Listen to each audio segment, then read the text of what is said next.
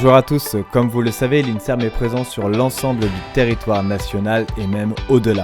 Alors à l'occasion de la fête de la science, nous avons décidé de vous ouvrir les portes de nos laboratoires. Aujourd'hui, nous nous rendons à Montpellier. Allez, c'est parti!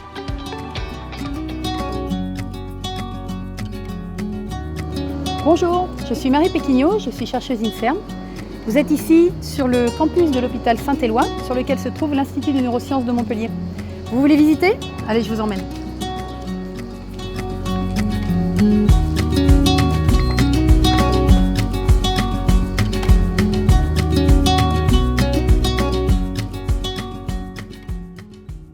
Donc, l'Institut des neurosciences de Montpellier a été créé en 2003 sous l'impulsion du professeur Christian Hamel.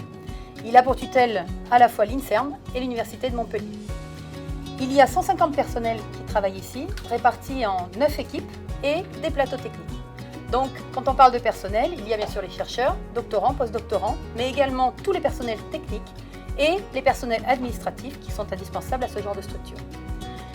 Ces 9 équipes travaillent sur le système nerveux central, donc plus le cerveau, et le système nerveux périphérique, donc la moelle épinière et les nerfs. Il a une forte composante sensorielle, puisque 4 équipes travaillent sur les sens du toucher, de l'audition et de la vision, qui est mon domaine de prédilection.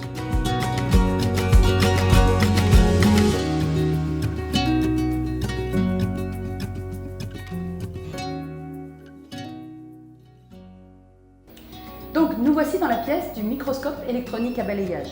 Cet appareil, que l'on voit derrière, permet de créer un faisceau d'électrons qui va balayer un échantillon et qui va permettre d'observer la surface de cet échantillon.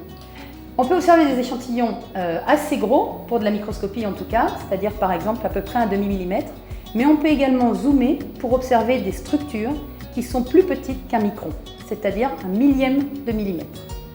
Lorsqu'un son arrive dans l'oreille, il va être transmis par l'intermédiaire du tympan, puis des osselets, le marteau, l'enclume, l'étrier, et enfin la vibration du son va être transmise à l'intérieur de la cochlée, qui ressemble à un escargot, et dans lequel il y a du liquide.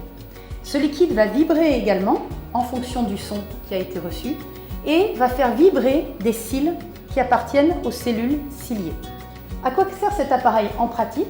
Eh bien, par exemple, pour l'équipe audition, cela lui permet d'observer l'intérieur de l'oreille interne.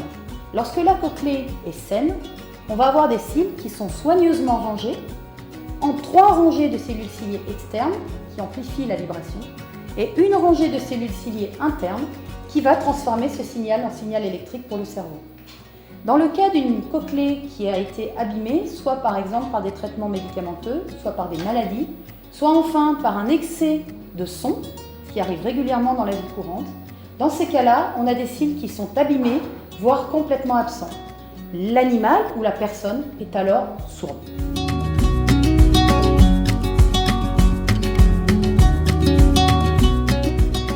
Nous voici maintenant dans la pièce du microscope électronique à transmission. Cet appareil, que vous voyez qui est plus imposant que le microscope électronique à balayage, coûte un peu plus d'1 million d'euros. Et rien que sa maintenance annuelle coûte 50 000 euros.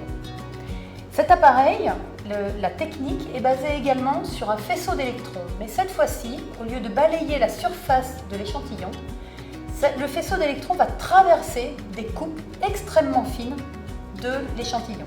Quand je dis extrêmement fines, elles font 60 millionièmes de millimètre.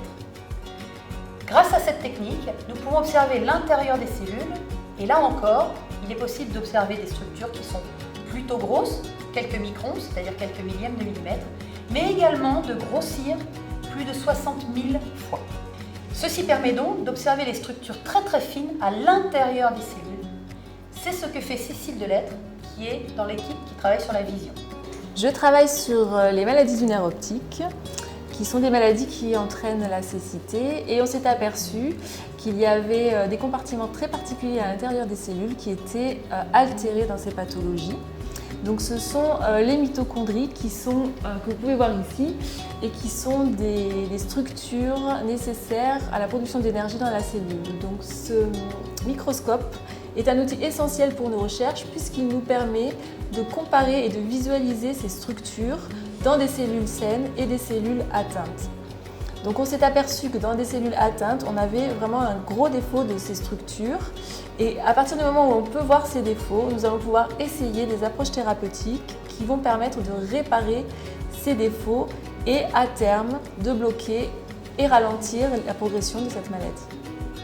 Alors, en dehors du côté technique et sérieux de la recherche, il arrive que la nature nous fasse un clin d'œil et quand on a gardé son âme d'enfant, on peut sourire devant notre microscope, y compris à 1 million d'euros, et faire un clin d'œil en retour. Par exemple, en observant à ce microscope des cellules rétiniennes en culture, nous avons pu voir ici par exemple une cellule qui avait une forme de chien qui est en train de sauter, avec ici l'œil, ou ici dans cette cellule, dans ces cellules, 2 noyaux qui forment un cœur brisé. Comme quoi la recherche peut être également poétique et artistique quand on a l'esprit ouvert. Voilà, la visite est terminée, j'espère qu'elle vous a plu. Quant à moi, je vais retourner à mon travail, car comme vous le savez, quand notre recherche avance, c'est la santé de tous qui progresse.